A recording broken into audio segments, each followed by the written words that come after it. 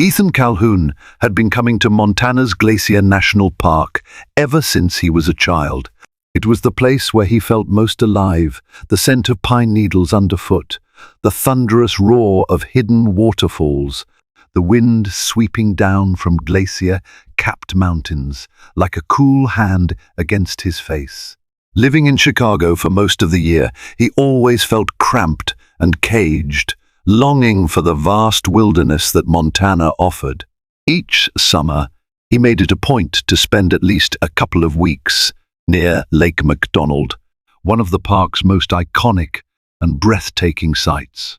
Lake McDonald stretched 9 miles long, framed by dense forests of Douglas fir and cedar. Its waters were known for changing color depending on the weather, slate gray beneath cloudy skies, turquoise in midday sun, and deep blue as dusk approached. A ring of pebble-strewn beaches circled the edges, the stones glimmering in shades of green and red under the lake's clear water. It was a place that seemed alive, with its own quiet pulse, breathing stories of centuries past. This year, Ethan arrived in early August, the park bustling with tourists.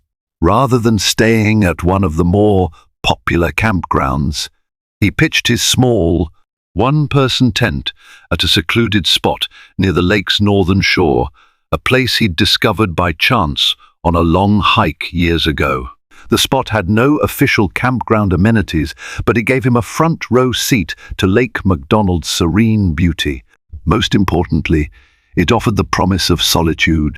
One late afternoon, after a day of hiking to Snyder Lake and back, Ethan returned to his campsite with pleasant fatigue weighing on his muscles. He decided to cool off by wading into Lake McDonald.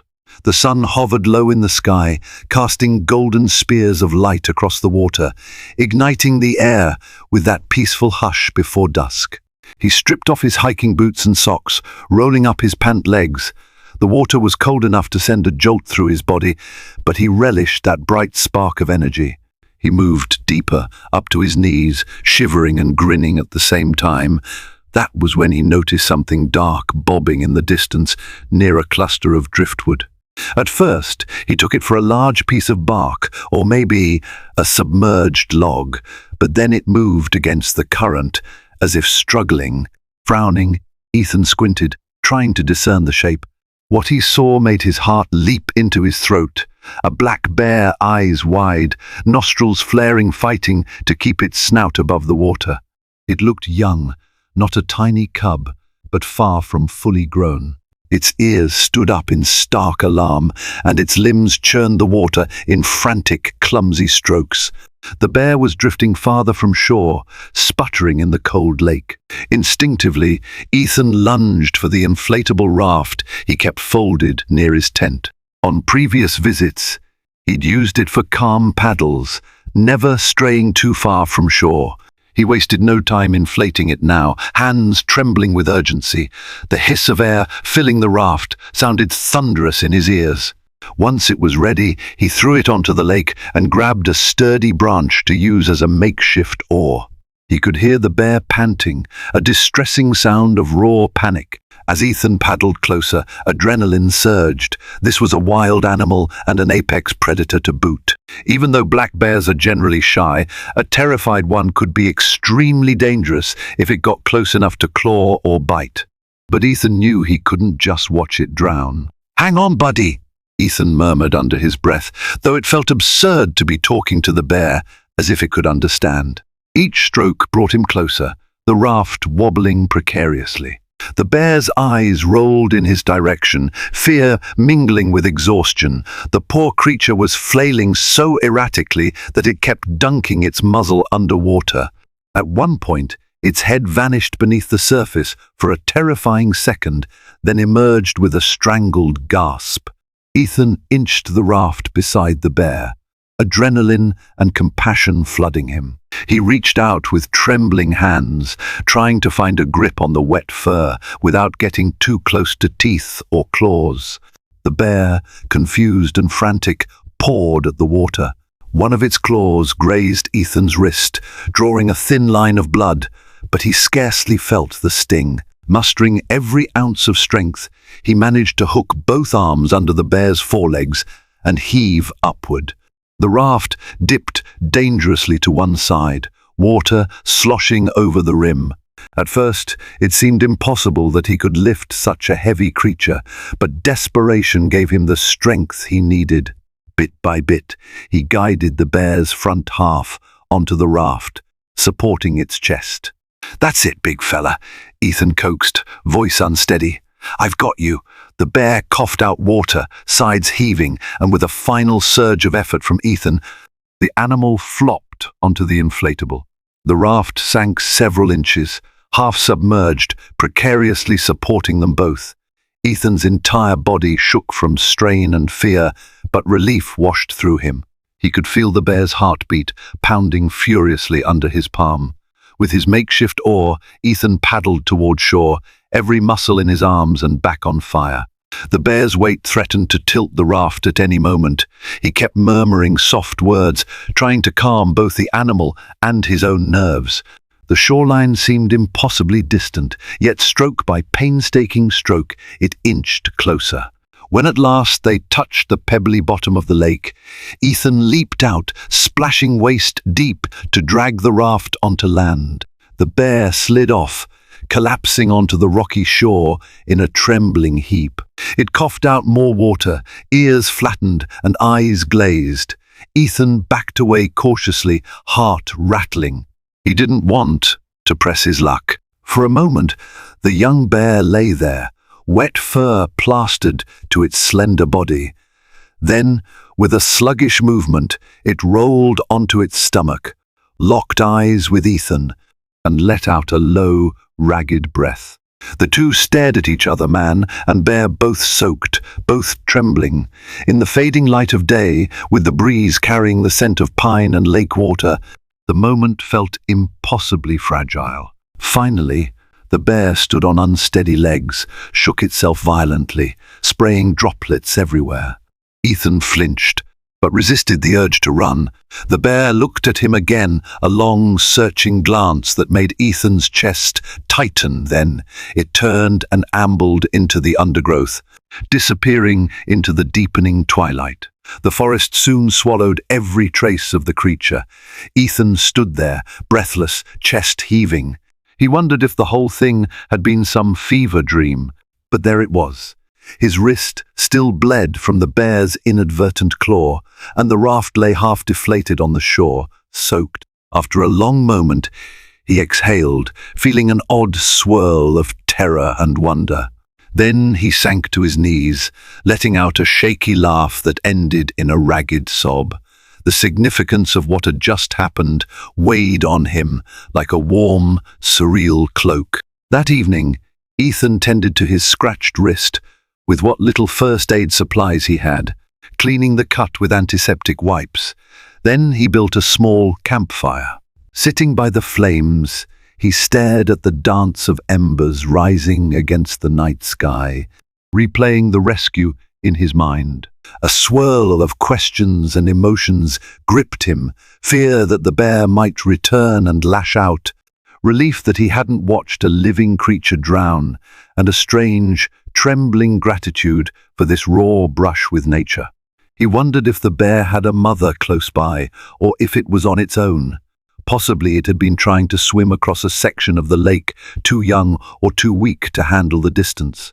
As a child, Ethan had once nearly drowned while snorkeling off a beach in Florida, and the memory still clung to him like a shadow. Was that why he hadn't hesitated to help?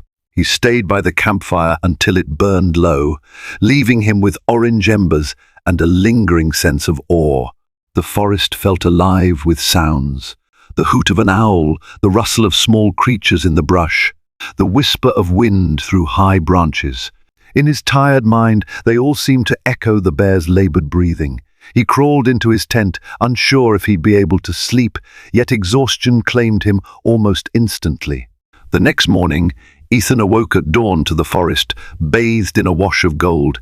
He stepped outside his tent and immediately noticed tracks near the shore, large paw prints pressed into the damp pebbles. Fresh. His heart hammered. Had the bear come back? He quickly scanned the vicinity, half expecting to see it lurking near the trees. But the only movement was the glinting lake water and the pale swirl of mist rising off its surface. Undeterred, Ethan changed into dry clothes, put on his boots, and decided to check the prints more closely. They led a short distance along the lake's edge, then vanished into the undergrowth. That was when he spotted something else, a large fish, half on the beach and half in the shallows. It looked like a lake trout, silvery scales catching the morning light, but it wasn't dead. It flopped feebly, gasping for water. Baffled, Ethan knelt down, careful not to slip on the slick rocks. He gently lifted the fish, returning it to deeper water, but it floated there, stunned or injured, swirling in a slow circle. Curiosity burned in Ethan's chest. Had the bear done this, hauled the fish from the depths, only to leave it behind? Black bears could fish, but they usually consumed their catch. Why abandon a perfectly good meal? Ethan decided that if the fish was injured, the best he could do was to put it back and hope it recovered. With a soft push, he maneuvered it further into deeper water. Slowly, it flicked its tail, regaining strength, and then disappeared under the lake's surface. He rose, shaking his head. Could the bear have brought the fish here during the night, or was this just a strange coincidence? As he wrestled with the question, the hairs on the back of his neck prickled. It felt as if the forest was watching him. Once again, he saw that image of the young bear's eyes, huge with fear yet bright with life. Over the course of the morning, Ethan tried to go about his usual routine, collecting firewood, filtering water, preparing a light breakfast. But he felt distracted, unsettled by the events of the past 24 hours. His mind kept drifting to the question, where was that bear now? And why had it left a live fish so close to his camp? Determined to ease his mounting tension, he decided on a short hike along the lake's northern rim. The path led through stands of cedar, their trunks wrapped in moss, and crossed a shallow creek via a fallen log. Summer wildflowers, violets, and paintbrush lined the trail. As he walked, Ethan tried to calm himself with the familiar rhythms of nature. A mile or so in, he began to sense a presence. He paused, every muscle tensed. Slowly, he turned and saw the young black bear standing in a patch of dappled sunlight, perhaps 50 yards away. A bolt of adrenaline shot through him.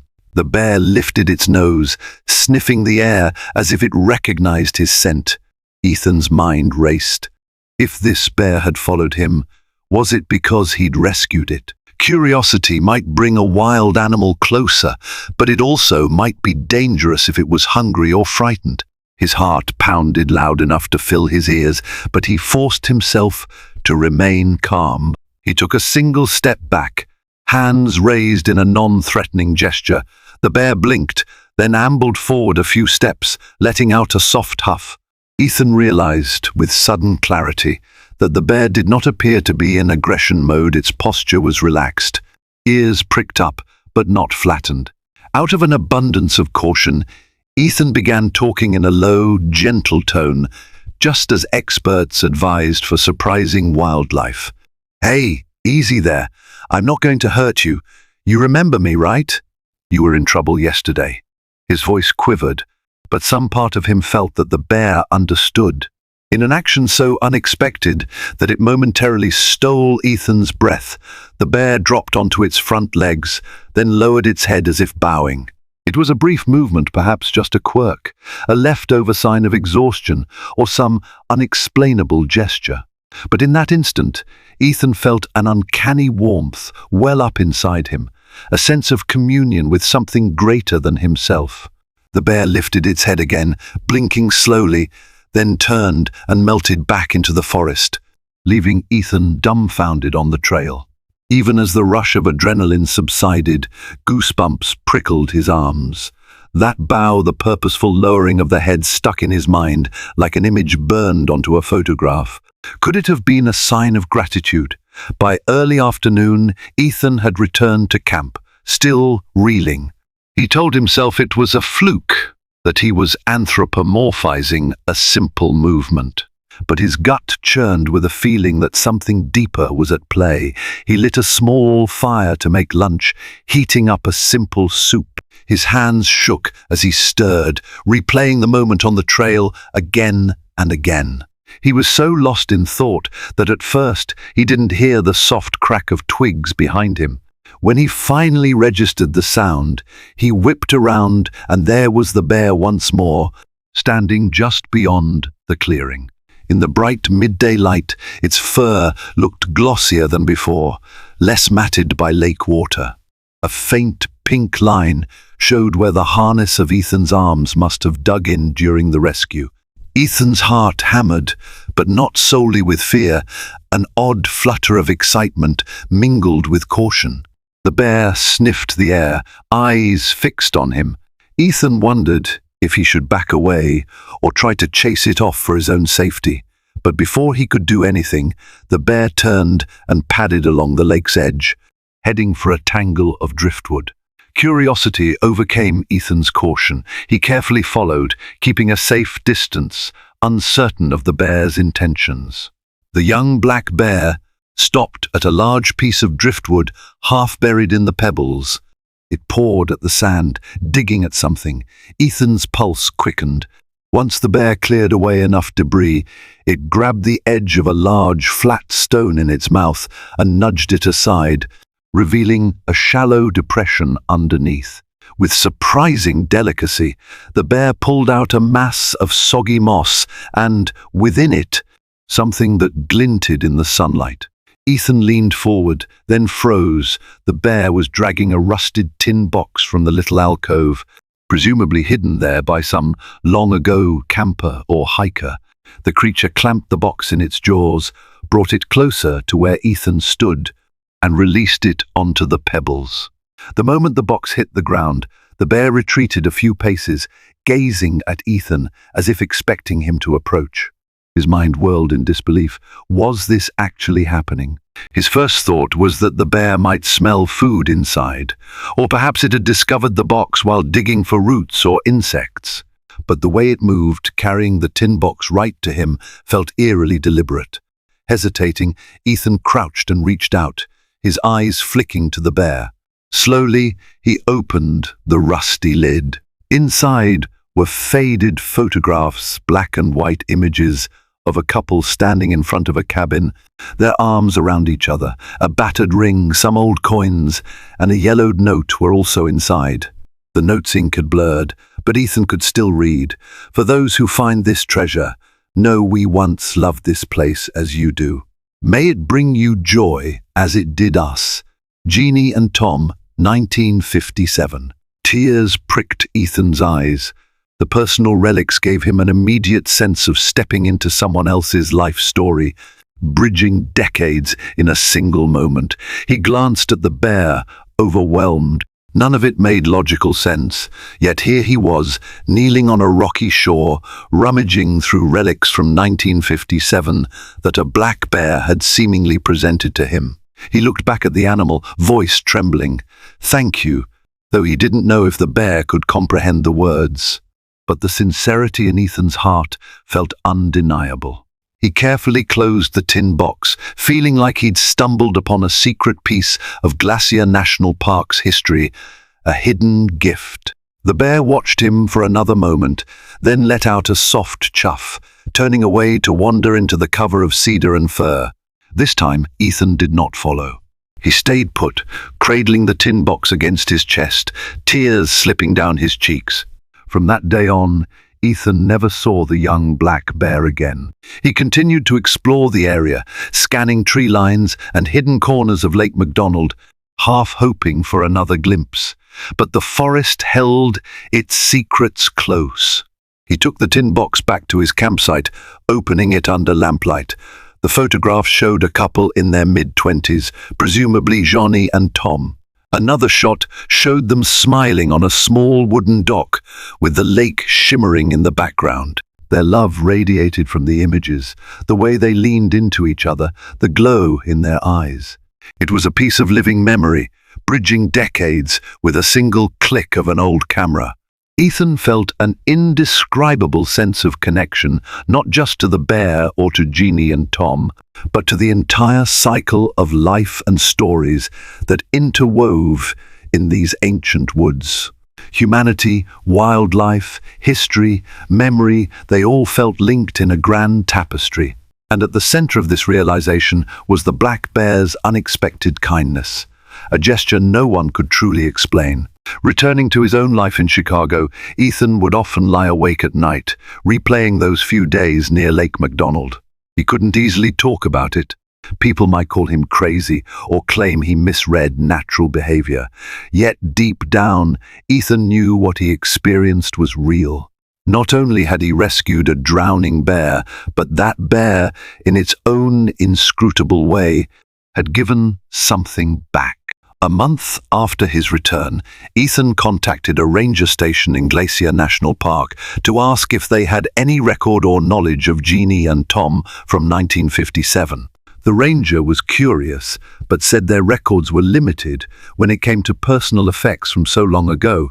Nonetheless, Ethan mailed copies of the photographs and the note to the station, hoping that somehow the park might preserve the memory of that hidden box. He kept the ring and the coins safe, unsure if a relative might someday claim them. In the interim, he treated them like sacred artifacts, remnants of a love story lost in time. In the following years, Ethan found himself changed. He chose to leave his cramped city apartment for a smaller town near the outskirts of Chicago, closer to forest preserves. He volunteered at a local wildlife rescue center, driven by an urge to continue the cycle of compassion he'd stumbled upon in Glacier. Whenever he felt uncertain about his path in life, he remembered that day, the frantic rescue, the cold weight of the bear in his arms, the near impossible calm in that animal's eyes. Over time, he shared the story with a few close friends and family. Some listened with wonder, others responded with skepticism. He didn't mind. The lesson burned bright in his heart. Compassion, courage, and genuine connection could surpass boundaries that otherwise seemed impassable. Years later, Ethan would stand at the very spot where he'd rescued the bear, the waters of Lake McDonald lapping at the pebbles. He'd returned to Glacier, drawn by a longing he couldn't shake. His hair had more grey strands now, and lines of age creased his face, but his spirit felt alight with the same sense of wonder he'd had on that pivotal day. He closed his eyes, recalling the bear's ragged breathing, its desperate eyes, and the explosive relief when they finally touched shore. He remembered the quiet astonishment of the next day, the fish flopping in shallow water, the paw prints near his campsite, and then the astonishing gift, the tin box with memories from a love that once flourished in this wild paradise. No one could explain precisely why the bear did what it did. Perhaps it was mere happenstance, a hungry animal discovering an old stash, dropping it when it realized it wasn't food.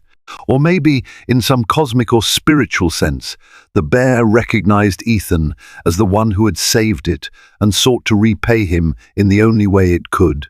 Standing at the lake's edge, Ethan felt tears well up again. He saw the swirl of sunlight on water, the towering pines reflected in the still lake, and he felt an unbreakable bond with this place and all living things that called it home. For a brief instant, it was as if the forest itself breathed around him, enveloping him in a timeless hush, a reminder that magic, wonder, and hope still existed in the world, waiting for moments of connection to reveal themselves. In that hush, he could almost hear the bear's soft chuff, sense the weight of a mysterious tin box in his hands. He imagined Jeannie and Tom's love story playing out against the backdrop of these ancient mountains. Standing there, he understood that resilience, connection, and personal growth rarely come in predictable shapes. Sometimes they roar, and sometimes they come quietly, as a trembling bear in need of rescue, as a gift no one could explain, or as a timeless whisper of gratitude echoing through a wild and expansive land. With the sun bright on his face, Ethan bowed his head, paying tribute to the mystery that had changed his life. Lake MacDonald sparkled like an old friend, and somewhere in the vastness of Glacier National Park, maybe that black bear roamed free strong, silent, and linked forever to Ethan in a story that would outlive them both.